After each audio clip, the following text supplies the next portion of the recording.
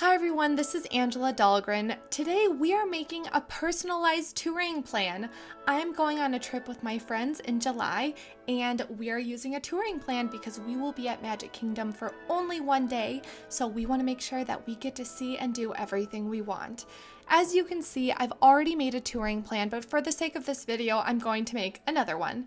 So let's get started. So here you would pick the park that you'd want, which would be select parks right there, and I have selected Magic Kingdom. If you want to pick a different one, you would just go to select parks and then pick the one that you desire. Like I said, I already did mine, but you could make another one. This is what it would look like if you hadn't made one at all. You would just hit add plan, but you could do the same thing right here. So let's do that. By the way, I am talking as I make this, so if the audio sounds a little weird, that's why. It's because I'm talking as I make this, which I just said. So name this plan. Let's do July 2nd touring plan. Date, July 2nd, and choose a park. Magic Kingdom, Epcot, Disney's Hollywood Studios, and Animal Kingdom. Let's do Magic Kingdom. Start time 9 a.m. and end time 11 p.m. Yep, that's right. We are going all day. Additional information. So here is what you would type if you wanted something to show up at the top of your plan. So you could write something like Magic Kingdom with the grandkids, and it would show up at the top of your plan. At the bottom, this is any information that you want to show up at the bottom of your plan. I don't know what that would be. It's whatever you want. It's your plan. Proceed to attractions. Okay, so this is the fun part. This is when you get to handpick all of the attractions that you will be experiencing at Magic Kingdom or whatever park you choose. If you know exactly which ones that you want, you can just do a quick search and look for it there. Otherwise, there are also filters for you, so you could search by land. If you're traveling with kids and they're a certain height, you could search by height. If they're 32 inches and under, click on that feature. You can search by ratings, 5-star, 4-star, 3-star, and finally, accessibility. Whether you yourself are using a scooter or a wheelchair, or you're with someone who has a service animal, you can use this filter option. So I'm going to give you a quick scroll through the attractions.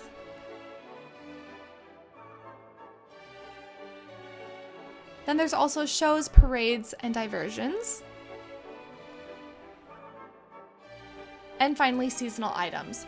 So seasonal items would be like the 4th of July fireworks that's on July 3rd and 4th. That would show up here. Since I'm going on July 2nd, nothing shows up here. But had I gone the next day, that 4th of July fireworks would be there. So this is the part where I choose my attractions. So you get your attraction name, the land that it's in, what rating we give it, the number of times you want to go on this attraction, and then any notes, along with Child Swap, which we'll literally get to right now. So we're going to do Big Thunder Mountain Railroad, and just so you know what notes looks like, you hit notes and it gives you the option to choose Rider Swap. If you do choose it, hit yes and hit save. It shows up like that. And then if you click it again, it goes to no, and then you can hit save again. This is the part where I just go in and choose my attractions, so I'll just play some music for you.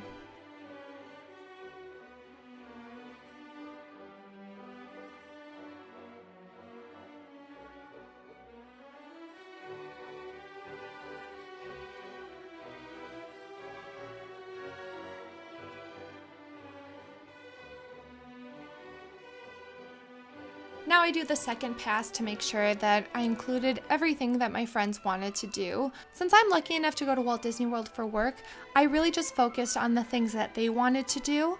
And I figured once we get there, if we have time, we can always do more things that I would suggest. But for this plan, I just focused on the things that they wanted.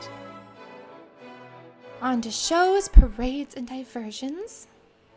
Definitely doing Festival of Fantasy. Happily Ever After, this one always makes me cry. Okay, I think we're ready. Proceed to meals and breaks. Add a meal. We are eating at Be Our Guest at 11:55. How long is it going to take us to eat? Well, it's not really going to take us that long to eat because it is quick service for lunch, but I figure since we'll have gotten there at 8 a.m. just to do rope drop and all that stuff, we're probably going to be pretty tired and want to rest. So I'm going to write 60 minutes and, better to have too much time than too little. And then if you want to put your confirmation number, you can do that. Any additional notes, like if you're meeting up with friends and you want to say lunch with Tim and Judy, you can write that. And then add to plan. Great. This is the part where you can add a break. So, some rest time for yourself. I'm just going to go ahead and put coffee break. What time? Well, if we're staying up till 11, I'm just going to put 4.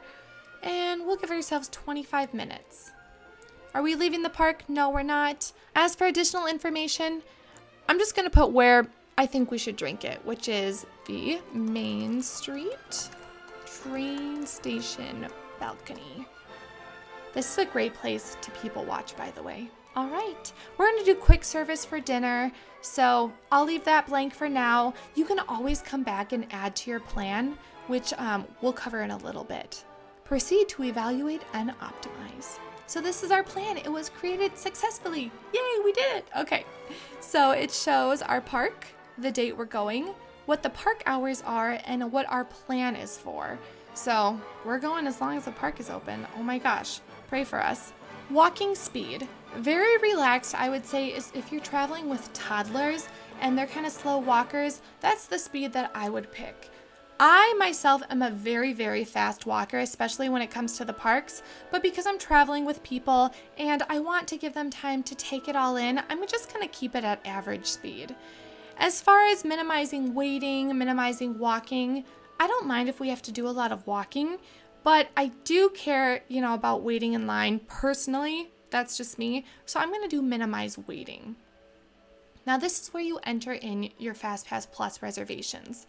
So let's do that now. I'm going to pull up my phone where I have my FastPass Plus reservations. And the first one is for Space Mountain. And that is at 10:20.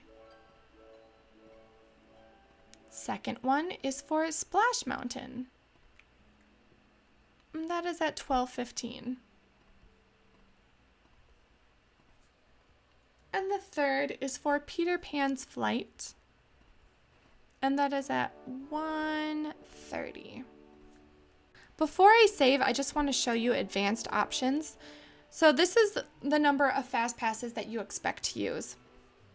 Ideally, I'd like to make more since I'm going to be there, for so long during the day. I'd like to use 5 in a perfect world. I don't know if it's going to happen. Who knows? I'm just going to put 5 for now. So force optimize to use all of your FastPass Plus reservations, even if that increases wait times. So what this means is sometimes the touring plan, when it's created for you, it might not use a FastPass reservation. This can be done for a variety of reasons, and one of them being if it ends up increasing your wait time.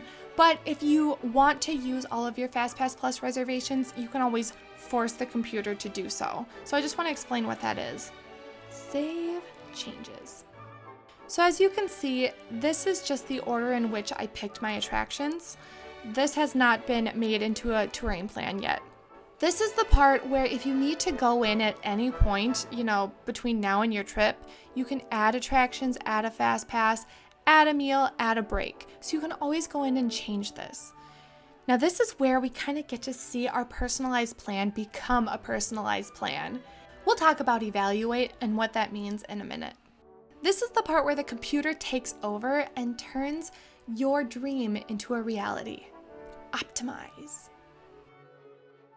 Okay, here it is. Here's our plan, you guys. We did it.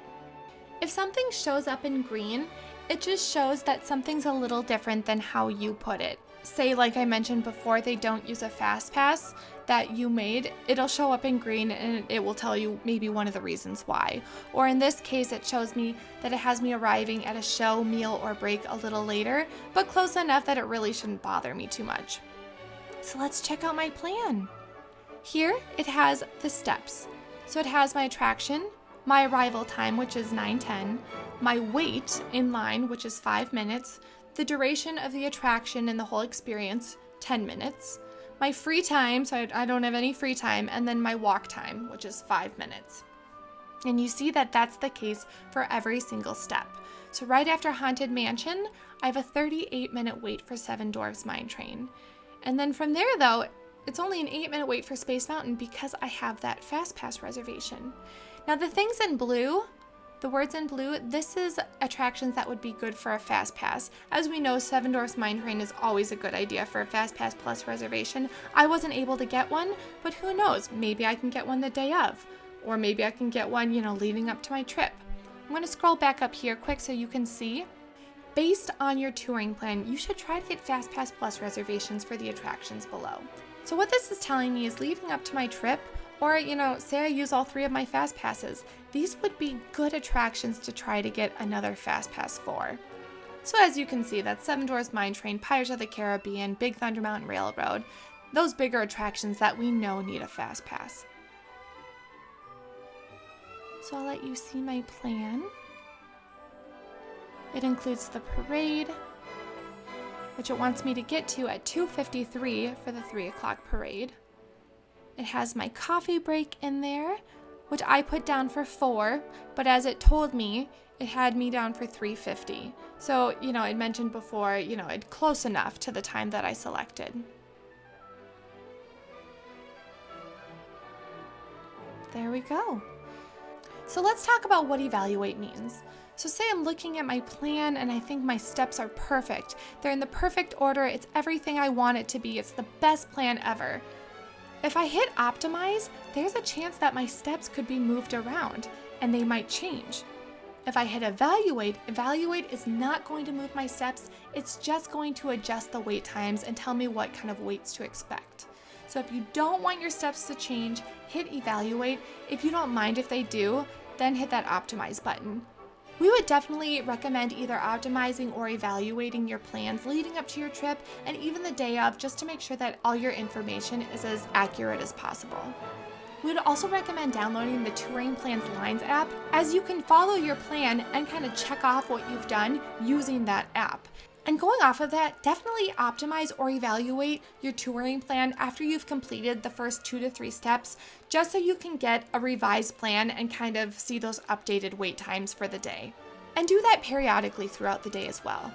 So my plan looks good to me. All that's left to do is to view and print. This is a map, and it shows me the steps in yellow.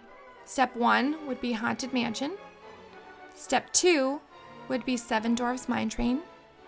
Step 3 would be Space Mountain. And if you're wondering wow, these look really far away, Angela, remember that I wanted to minimize waiting, not minimize walking. If those look too far away, then you can adjust that scale. You can either go for balance or minimize walking. This is just what I chose. And this is my plan. So that's all I have for you today. I hope you've enjoyed this video. If you have any questions, please let me know, and I'll talk to you next time. Bye-bye.